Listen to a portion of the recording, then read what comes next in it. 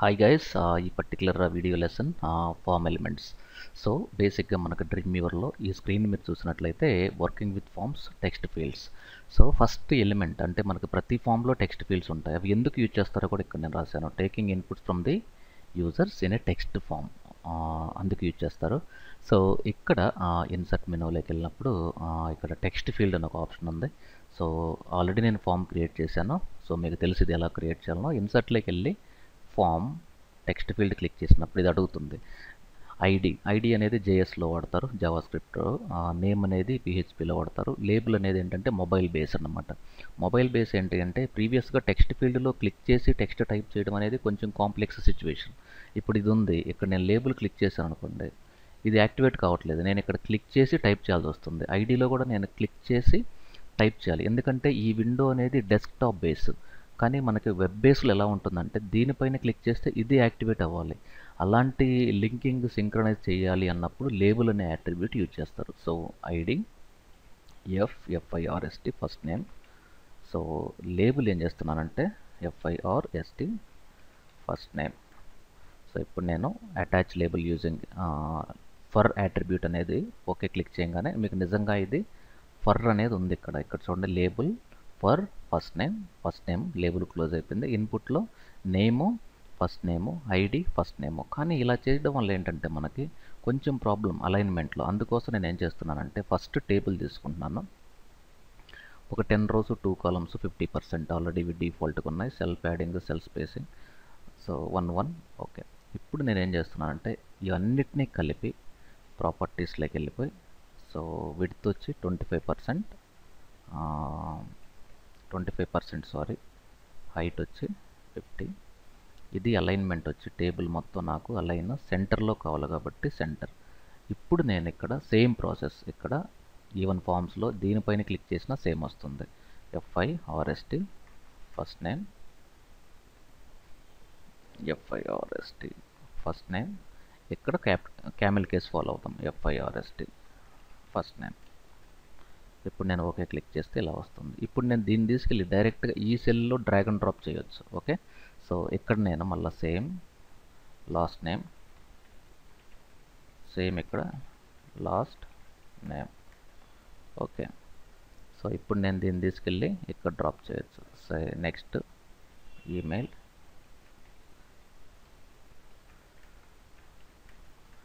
Email ID. Okay, ఇప్పుడు నేను దీన్ని తీసుకెళ్ళి ఇక్కడ డ్రాప్ చేయొచ్చు.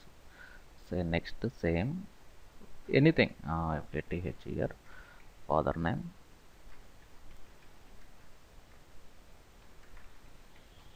జస్ట్ మీకు తెలియడం కోసం వీటన్నిటిని కూడా మనం పిలిచేటప్పుడు మాత్రం టెక్స్ట్ ఫీల్డ్స్ అనాలి. ఇప్పుడు నేను దీన్ని సెలెక్ట్ చేశాను.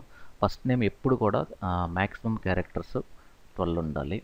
అలాగే లాస్ట్ నేము మ్యాక్సిమం క్యారెక్టర్స్ 6 ఉండాలి, లేదంటే 8 ఉండాలి. So email ID maximum characters వచ్చి ఒక 26 లెటర్స్ ఉండాలి. సో ఫాదర్ నేమ్ అనేది ఇది సింగిల్ లైనా మల్టీ లైనా పాస్వర్డ్ అనేది ఇక్కడ మనం మెన్షన్ చేయొచ్చు. సే ఫర్ ఎగ్జాంపుల్ ఇది మ్యాక్స్ క్యారెక్టర్ వచ్చి సో ఒక 16 ఉండాలి.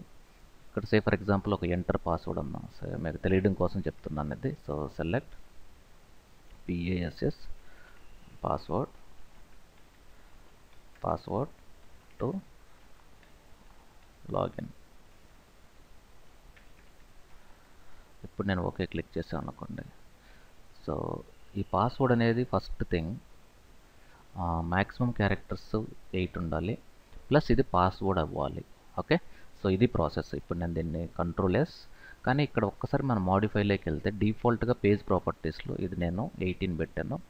టెక్స్ట్ కలర్ ఏది కావాలి, సే ఫర్ ఎగ్జాంపుల్ నేను కార్పొరేట్ గ్రే పెట్టాను. ఓకే, ఇప్పుడు నేను Ctrl+S F12 అంటే బై డిఫాల్ట్ ఇక్కడ ఇలా వస్తుంది ఫామ్. ఓకే, సో ఇప్పుడు నేను ఇక్కడ ఫస్ట్ నేమ్ సెలెక్ట్ చేస్తే అది అక్కడ ఆటోమేటిక్ యాక్టివేట్ అవుద్ది. నా మౌస్ పాయింటర్ చూడండి, లాస్ట్ నేమ్ క్లిక్ చేస్తే అది అక్కడ యాక్టివేట్ అవుతుంది. సో దీన్ని లేబులింగ్ అంటారు. ఓకే, సో వీటన్నిటిని కూడా మనం పిలిచేటప్పుడు మాత్రం టెక్స్ట్ ఫీల్డ్స్ అని మాత్రమే పిలవాలి. వీటన్నిటికీ కామన్గా మనం ఒక CSS, సో మీరు కోడ్లోకి వెళ్తే,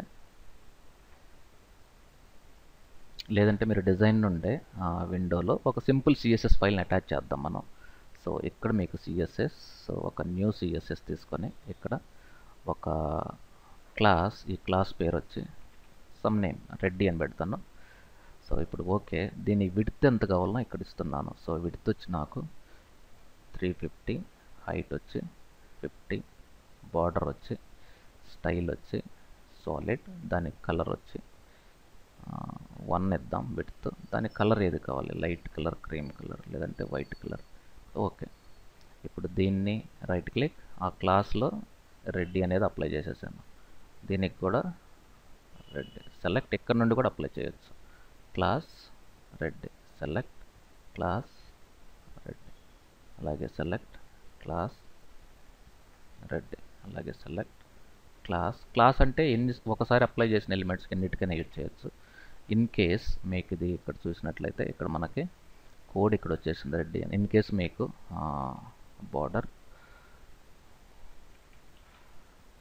రేడియస్ అనేది ఇస్తే ఎంత కావాలి, సే ఫర్ ఎగ్జాంపుల్ 12 పిక్సెల్స్ ఇస్తున్నాను.